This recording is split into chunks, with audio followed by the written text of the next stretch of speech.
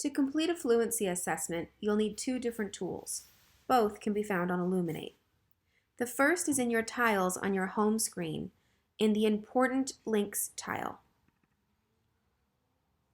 In this folder, if you scroll down, you'll find a link that says Easy CBM Fluency Passages. If I click into this folder, I'll find all materials sorted by grade level. For today, we'll click into grade 2.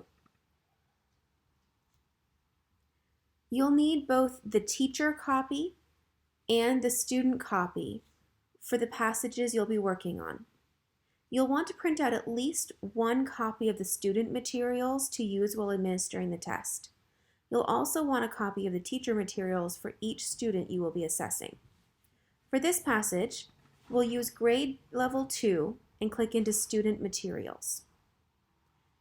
Because I'm looking at the beginning of the year, I will use form 2.1, which is meant for second grade, first month. You'll want to print out at least one copy of this form to use as you're assessing your students. I will also need copies of my teacher form. When I go back to my folder, I can click into the teacher passages, find the matching form 2.1, and from here I can print out as many copies as I need for the number of students I will be assessing. In the grade level folder, you'll also find a graphic showing you the goals for each unit and the beginning of the year for your grade level. You'll be using this graphic to help you enter the student scores into Illuminate later. For the beginning of the year, I'm looking for students to be above 41 words per minute to be considered a Tier 1 reader. Now that I have my materials, I'll go back to Illuminate to get my assessment page ready to share their scores. There are two ways to do this. I can click on the View Assessments tile or the Assessments tab in the sidebar of Illuminate. From here, I'll click View Assessments. In the search bar, I'll type the letters FL for fluency. When I click search, I'll find grade level fluency passages for the beginning of the year and each unit. For this assessment, I'll click into grade 2, beginning of the year assessment. This will give me access to enter the responses for all of my students. On the top, I click responses, then enter edit. This will allow me to pick my site, my own name if I want to enter all 60 students, or I can filter by class.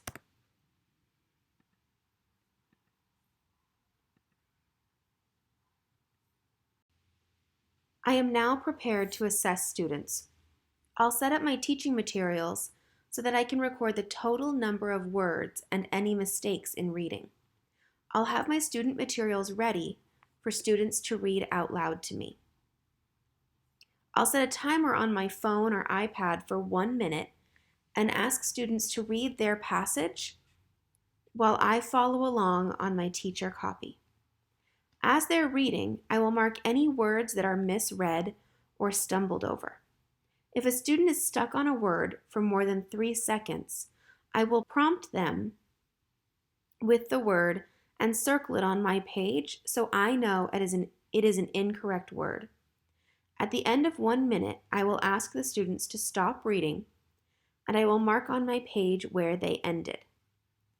I will then count up the number of incorrect words and subtract it from the total number of words. This will give me the correct words per minute. You'll see a word count on the side of the line, which will tell you how many words they have read so far. For example, if a student finishes here where it says these, I know they have read 98 words in this minute. If a student finishes here on not, I count back and know my student has read 95 words per minute because of my end of line word count. I will repeat this process on a new page for every student I am assessing. I can then enter their scores into their grade level assessment on Illuminate under words per minute. To complete the second column of the assessment, I'll look at the graphic in my teacher files in the Fluency Assessment folder. I'll look for the cutoff for Tier 1, 2, or 3 for words read per minute. For example, if a second grader is reading 45 words per minute, they are considered Tier 1 because it is above the goal. So in the Illuminate column, I will enter a 1 under the word tier. If a second grader is reading 35 words per minute, they're within the range for Tier 2. So under the Tiered tab in Illuminate, I will enter a 2. This will help me sort my students by their level of need and will also help my vice principal recognize who needs to be placed in fluency intervention.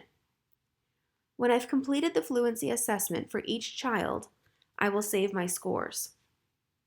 This assessment will be visible to me, my vice principal of academics, and the scores may be shared with the person who is running the fluency intervention if needed.